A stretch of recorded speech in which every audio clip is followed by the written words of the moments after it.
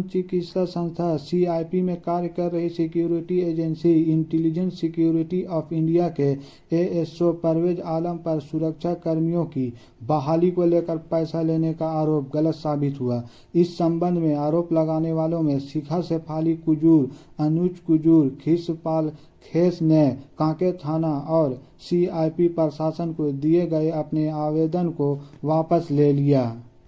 हम यहाँ पे कार्यरत थे और 1 तारीख से ज्वाइन नहीं किया, मतलब कि नहीं करने दिया गया और बिना किसी रीजन का बोला गया कि ये लोग को बाद में जो होगा बता दिया जाएगा और अभी मतलब ये लोग नहीं आएंगे, ऐसा बोला गया।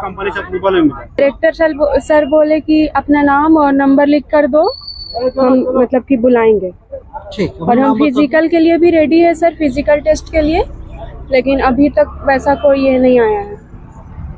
ठीक है, नाम बताओ। नाजिर साहब। देखिए, ये तमाम लोग जो हैं वो स्थानीय लोग हैं और कुछ लोग इसमें ऐसे भी हैं जो एज ए सिक्योरिटी गार्ड यहाँ जॉब करते हैं। आज हम लोग 2 मामलों को लेकर सीआईपी के जो निदेशक महोदय हैं उनको हम लोगों ने एक मेमोरेंडम सौंपा है। उन 2 मामलों में पहला मामला जो है वो ये है कि जो सहायक सिक्योरिटी गार्ड हैं, सुरक्षाकर्मी हैं परवेज आलम, उनकी छवि को धूमिल करने का प्रयास कुछ असामाजिक तत्वों ने, अनसोशलिस्ट एलिमेंट ने किया था और ये आरोप लगाया गया था कि भाई बहाली में जो है वो अनियमितता बरती गई है।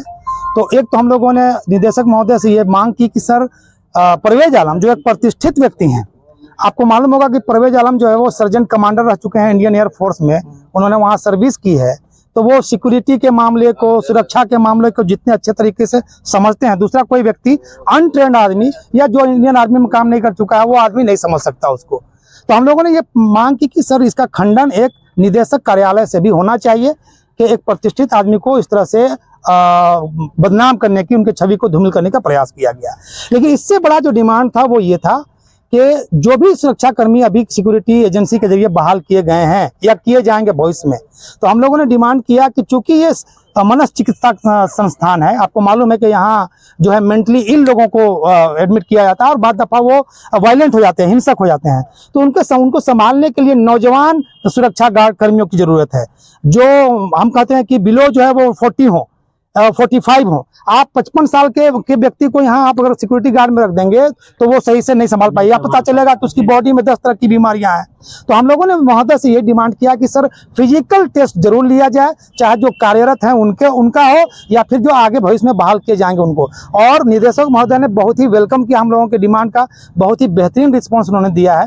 उन्होंने पूरा यकीन दिलाया, भरोसा दिलाया है। उन्होंने कहा कि हमने सिक्योरिटी एजेंसी को पहले ही ये निर्देश दे दिया है कि जो भी आप बहाली किए हैं या भविष्य में करेंगे उन सबका फिजिकल टेस्ट होगा। तो जिनको आप बहाल कर रहे हो, आप उनको कहो कि आपको जो है बहाल किया जा रहा है टेम्पोररी, जब फिजिकल टेस्ट में आप फाइनल होंगे तभी आपको परमानेंट किया जाएगा। तो ये आश्वासन हम लोगों को निदेशक महोदय से मिला है। मेरा नाम नकीब अहमद हुआ और मैं एक शिक्षक हूँ।